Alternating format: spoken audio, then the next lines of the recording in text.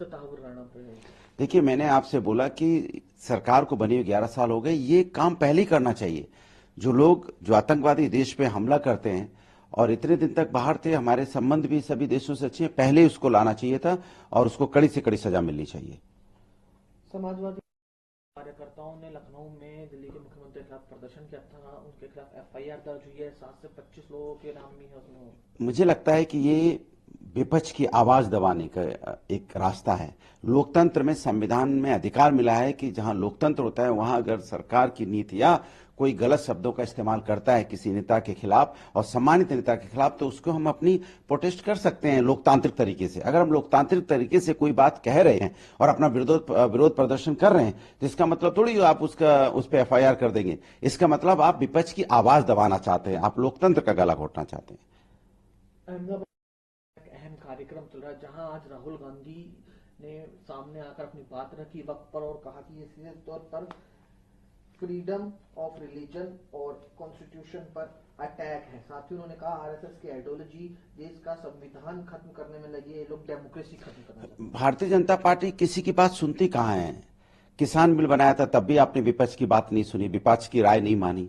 आपने जेपीसी बनाई वक्फ बोर्ड पे, वक्फ बिल पे, तो जेपीसी में जो बात विपक्ष ने रखी थी उसको बात को मानना चाहिए ना। आप विपक्ष की कोई बात मानना ही नहीं चाहते, तो सरकार की तानाशाही रवैया ही तो है। जब विपक्ष को आप जेपीसी बनाते हो तो जेपीसी में जो विपक्ष ने राय दी उस राय को सरकार को मानना चाहिए था, तब बिल पेश करना चाहिए था।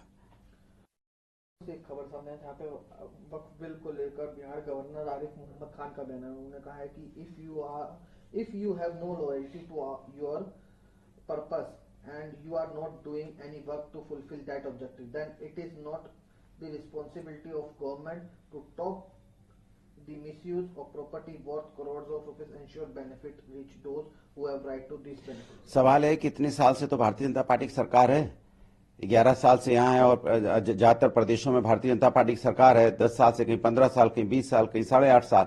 तो सरकार ने अब तक क्या किया?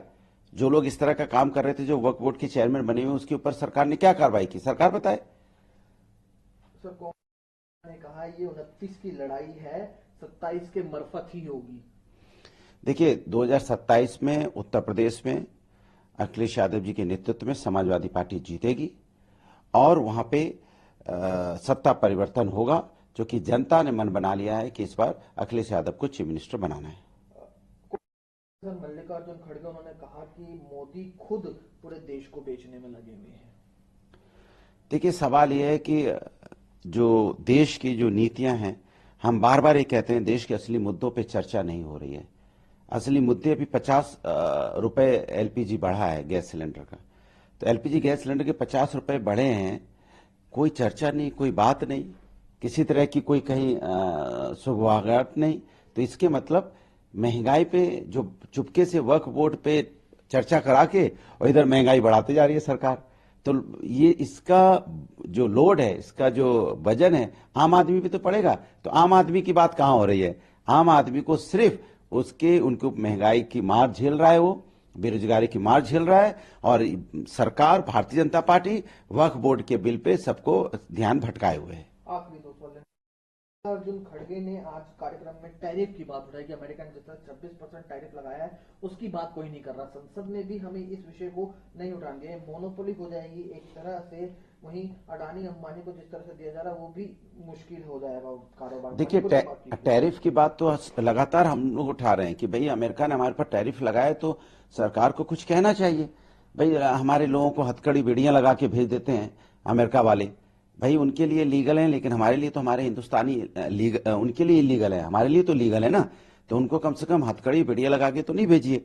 तो सरकार को ये अपना नाराजगी बतानी चाहिए अमेरिका को कि भाई हिंदुस्तानियों का सम्मान करे और जो टैरिफ लगाया है उस पर भी चर्चा करे। सर प्रदर्शन हो रहे हैं, थोड़ी वायलेंस भी देखने मिला से ममता बनर्जी ने कहा है इस पूरे मामले को लेकर। उन्होंने कहा कि minorities to keep faith in हर गवर्नमेंट, सभी जो माइनॉरिटीज है हमारी सरकार पर भरोसा रखें, हम किसी भी तरह से इसे लागू नहीं होने देंगे, ना ही सरकार को अलाउ करेंगे कि वो डिवाइड एंड रूल करे बंगाल में। ये उन्होंने उस समय कहा जब नवकार महामंत्रा दिवस कार्यक्रम आयोजित किया गया। देखिए, ये तो सच है, जब से भारतीय जनता पार्टी आई तब से बांटो और राज करो की नीति चल रही है। लगातार कुछ लोगों को टारगेट किया जाता है, ये तो ठीक नहीं है। मुझे लगता है हिंदुस्तान में सभी का बराबरी का अधिकार है। हिंदुस्तान में हिंदू, मुस्लिम, सिख, ईसाई, इस देश की आज़ादी में सबका खून सम्मिलित है। सब लोग इस देश की आज़ादी में शहीद हुए हैं। तो मुझे लगता है कि सबका सम्मान होना चाहिए और सही मायने में सबका विकास होना चाहिए, सिर्फ डायलॉग नहीं होना चाहिए।